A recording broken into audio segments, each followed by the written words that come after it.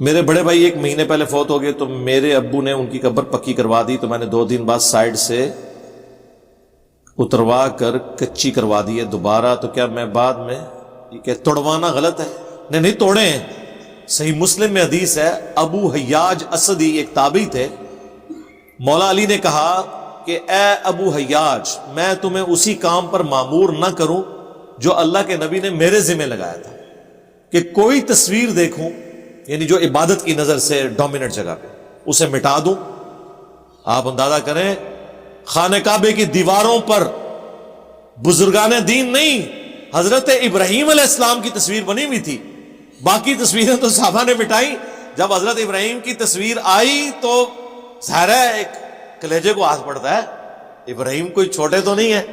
قرآن میں ہمیں تو حکم ہوا کہ نبی علیہ السلام تمہارے لیے اسوہ حسنہ ہے، اور رسول اللہ کو ان کے ساتھیوں کو کہا گیا کہ ابراہیم تمہارے لیے اسوہ حسنہ ہے، ہم تو دین ابراہیمی پہ ہیں۔ تو حضور نے اپنے مبارک ہاتھوں سے حضرت ابراہیم کی تصویر مٹائی۔ کوئی گستاخی نہیں ہوئی سر، ذہن میں رکھیے گا۔ تو ابو حیاج اسدی کو مولا علی کہتے ہیں اپنے دور خلافت میں کہ میں تجھے وہی ڈیوٹی نہ لگاؤں جو رسول اللہ نے میری لگائی تھی۔ نبی علیہ السلام نے بھی اس بندے کی ڈیوٹی لگائی جس نے لحاظ کوئی نہیں کسی کا کرنا تھا۔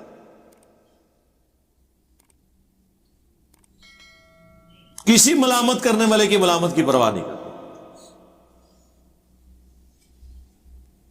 کہ میں کوئی تصویر دیکھوں تو مٹا دوں، کوئی اونچی قبر دیکھوں تو زمین کے برابر کر دوں۔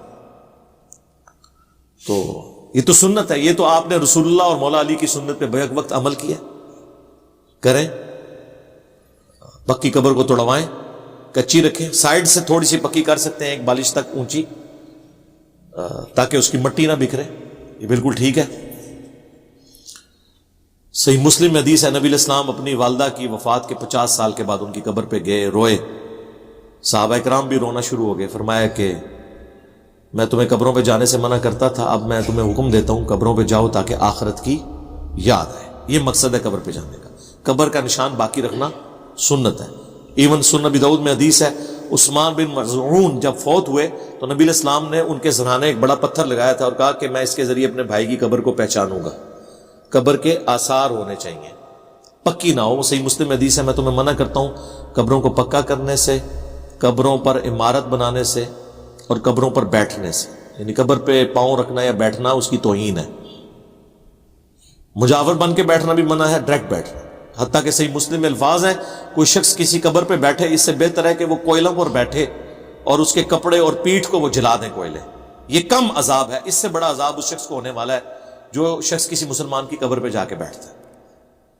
تو قبر کا احترام ہے، وہ آپ نے کرنا ہے، لیکن یہ نہیں ہے کہ یہ آپ نے جو یہ عمل کیا ہے یہ بالکل صحیح کیا ہے۔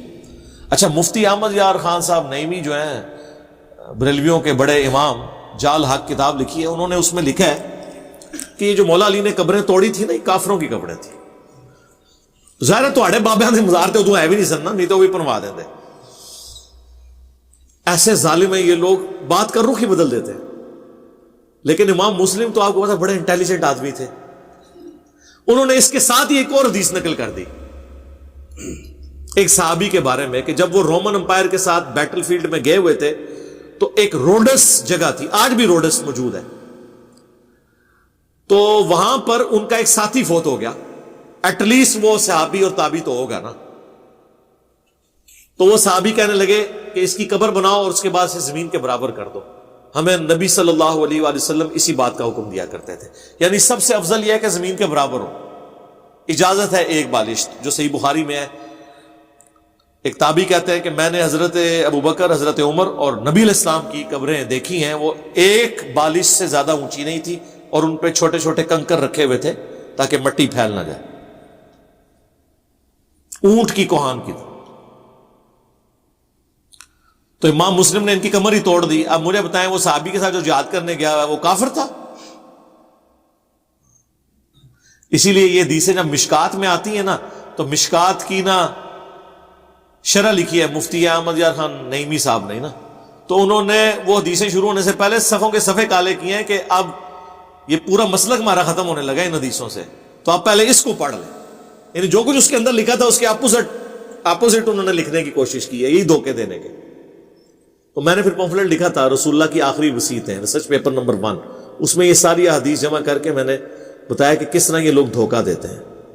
قبروں کے احکامات اسلام میں کیا ہیں، احترام بھی ہے لیکن ان سے مانگنا حرام بھی ہے، اور اس طرح کا پروٹوکول دینا قبروں کو، وہاں پہ مزارات بنانا، اس کے حوالے سے پچھلے دنوں میری ایک ویڈیو اپلوڈ ہوئی ہے گنبد خضرا اور قبر رسول سے متعلق، جس کی وہ پلی لیتے تھے، وہ بھی میں نے اس کی پوری ایکسپلینیشن دی ہے، وہ آپ دیکھ سکتے ہیں. تو اللہ کا شکر ہے اسلام کی تعلیمات بالکل اس حوالے سے واضح ہیں. تو آپ نے جو عمل کیا، یہ اگر دوبارہ کوئی پکی کرواتا ہے دوبارہ توڑوائے، بالکل یہ سنت پہ آپ عمل کر رہے ہوں گے. اور یہ حدیث ان کو بتائیں. حدیث تو بریلوی دیوبندی اہل حدیث نہیں ہے نا، وہ تو سب کے مشترکہ امام ہیں.